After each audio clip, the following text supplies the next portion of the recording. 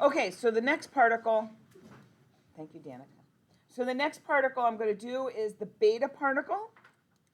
And the beta particle has no mass. You can see that up here because it has no mass number, right? So this has no mass, but it has a charge of -1. And basically, it's an electron. All right? So we call this the mid-sized particle. It's not really mid-sized, but of the three, it's the mid-sized particle. And we say that it has medium penetrating ability. But, well, I guess it does. Medium penetrating ability. So let's look at it. So beta radiation is found in UVB radiation. What is UVB radiation? Yeah, deep. Of ultraviolet what? Blue? I think it's UV beta. It's not blue because blue is smack in the middle. UVB is ultraviolet beta radiation. I think it's not, because ultraviolet is violet, it's on the end, and then beta is in there. So ultraviolet beta. So UVB radiation, where do we get UVB? Sun. Yes, we get it from the sun, and it is what we wear SPF to protect us from. Yeah, that's why we wear the SPF. So the reason is because it has medium penetrating ability, it will hit our skin and go into our skin. It will not go through our skin into our organs. So it just kind of goes into the few layers of the skin, and then it will give you what? Skin cancer. That's why the sun gives you skin cancer, because the ultraviolet B radiation has medium penetrating ability and will only go through your skin. Okay, here we go. The third particle that we're going to look at is gamma. So when we look at the gamma particle, we see that there is no mass. There is no charge. In fact, there is no particle. There is no particle at all. That this is actually an electromagnetic wave.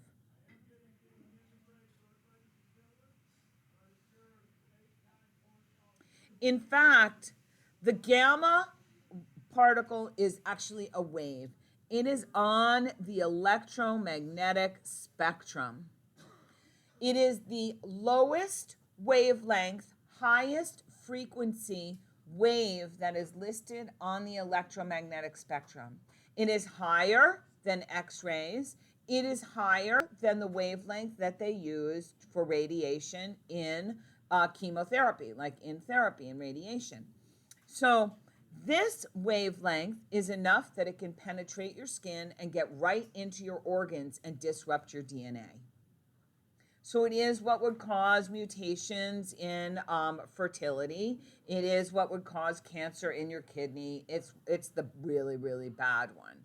So this gamma particle. So this has the smallest size, which is none.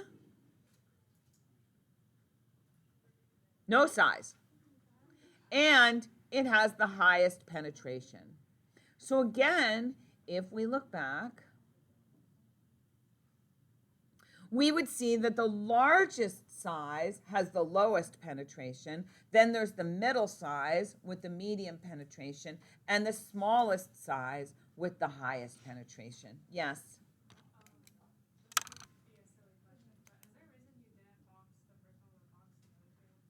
No, not a reason.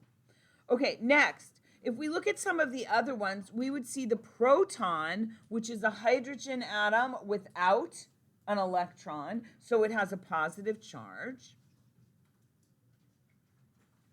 Then we would see a neutron, which has no charge, but a mass of 1. And then we would see a positron, which has no charge, but a mass, which has, no mass, but a charge of +1, No mass, but a charge of +1. Now, the positron is like an electron, except that it's positive.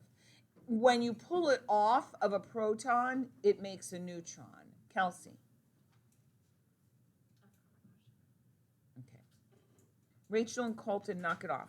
Okay, now, Colton, I'm going to remove you from the harem back there because you're even distracting me. I can't even imagine what's going on to the row in front of you. They probably want to turn around and slap you.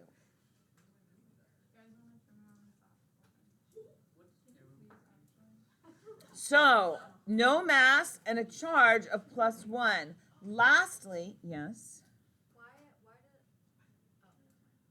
Lastly, in the bottom row, we have isotopes of hydrogen. So we have deuterium and tritium. Both of these have a different number of neutrons than the primary isotope, which is hydrogen 1. So this is hydrogen 2 and hydrogen 3. Now, if a decay occurs, and decay is in quotes because if that word is used, decay, a particle is emitted. So in other words, if a beta decay occurs, then a beta particle is emitted. And I'm going to show you a couple of those today, and then we're going to talk more about that vocabulary tomorrow, on Thursday. That's the last thing we're going to do to kind of sew all this together is the vocabulary that goes along with this. All right? Okay, let's take a look at how to balance some equations to do your homework. So here we go. Balancing nuclear equations. What you're going to do is the mass and the charges must balance in the reactants and the products. Super easy. All you have to do is add up the masses and the charges and make them balance. So on the left, in my reactants, I have 27 and 4 for my masses, so 27 plus 4. And that has to be equal to the masses in my products. So I have 27 plus 4, which is 31. And then in my products, I have 30 plus 1. Then on the charges, I have 13 plus 2, which is equal to 15 plus 0. So my answer to this equation is 1 over 0. Now I go back to my particles. And I look for the 1 over 0, which is a neutron. There's only one of them that will meet that criteria. So it's a neutron. That's it. Told you. All right, so this is the bombarding particle. See, because it is bombarding the aluminum. The aluminum is being bombarded by the alpha particle. All right? This is the emitted particle. So you can kind of get a little visual. We've got this aluminum particle sitting here. It's bombarded by this alpha particle, and what it does is it chips off and it leaves a phosphorus atom and a neutron gets emitted. Yeah. So if they were like switched around, if it was helium plus aluminum, would aluminum be the bombarding part? No, this is what's happening. How do you know? Because an aluminum is not a particle, it's an atom. Right. It's an element, right? So the helium is the bombarding particle, right? Okay. Next, the next thing is we want to take a look at what happens when a neutron is, your teacher can spell. That is how you spell.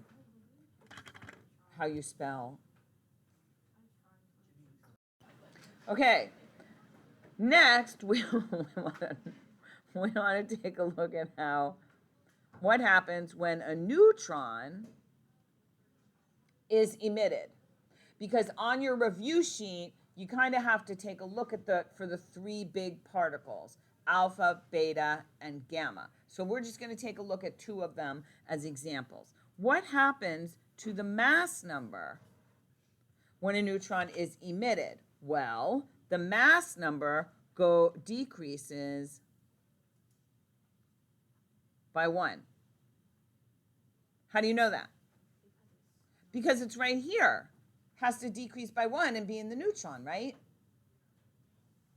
So whatever your particle is, if a neutron is emitted, your particle decreased by 1, right?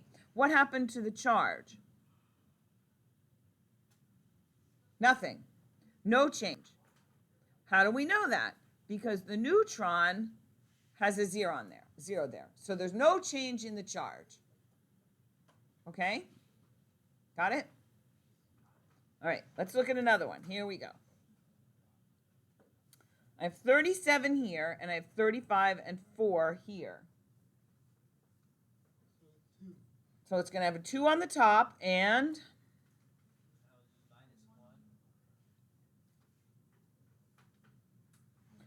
a 1 on the bottom. 17 plus 1 is 18. 16 plus 2 is 18. So now I look at my particles.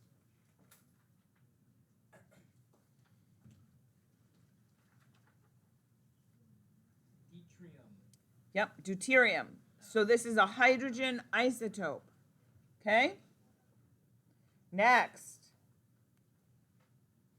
226, radium. 222, radium. I'm going to get a 4 on the top. 222 plus 4. 222 plus 4. And then I have 82, 88, and 86 plus 2. So what is this? This is an alpha particle. So what happens when an alpha particle is emitted? And this is what a real emission looks like right here. See, we have a particle, and then an alpha particle is emitted from that. So what happened to our original particle? Well, what happened?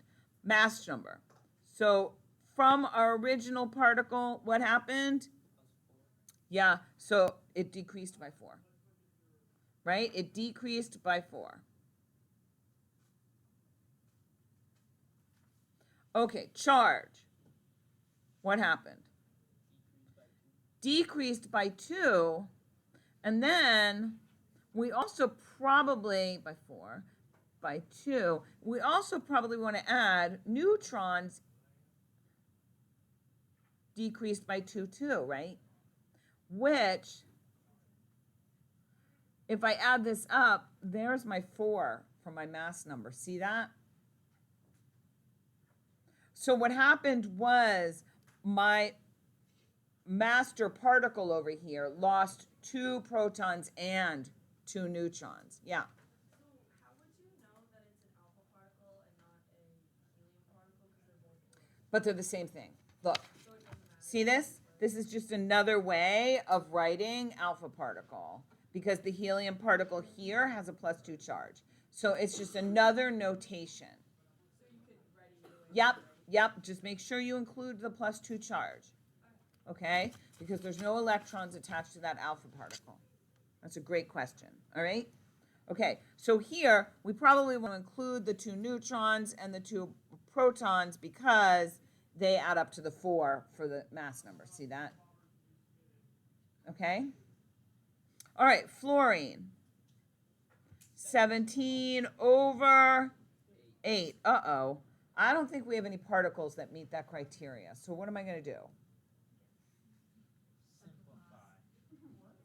That's interesting.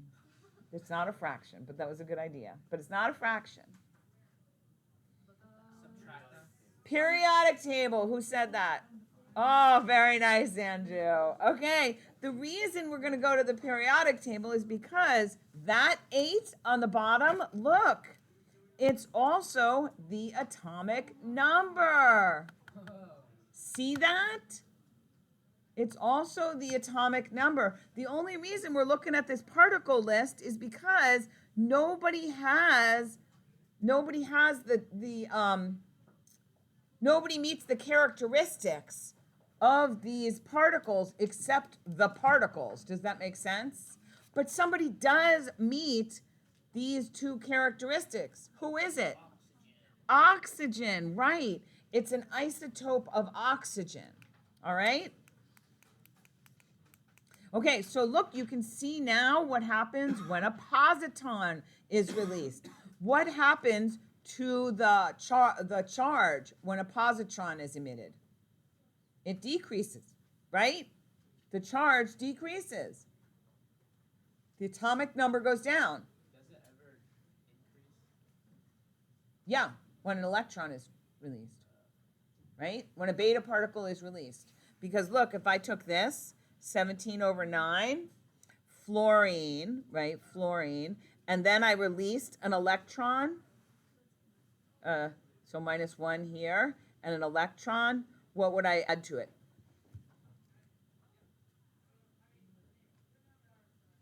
What would be on top? 17. What would be on the bottom? 10. So and that would be neon. So by doing this, I would increase, see that? I would increase my charge by 10, right? And we'll go over this a little bit more tomorrow, but let's do the last one. So 0 on top, and then +1 on the bottom, and what is that? That's a positron. All right, so this is one of the things that you're going to need to do for the review sheet for the 3 main particles. What happens when they are emitted? Yes, Vicky G.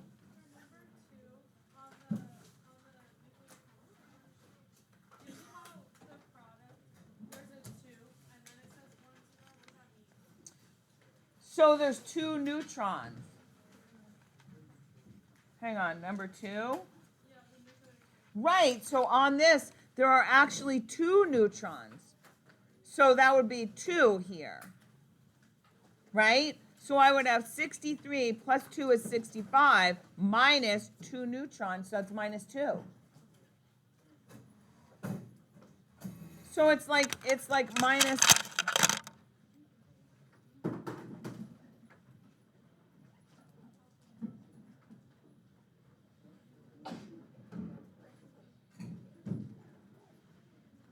Because there's 2 neutrons. Does that make sense? Yeah, you're all right? Oh.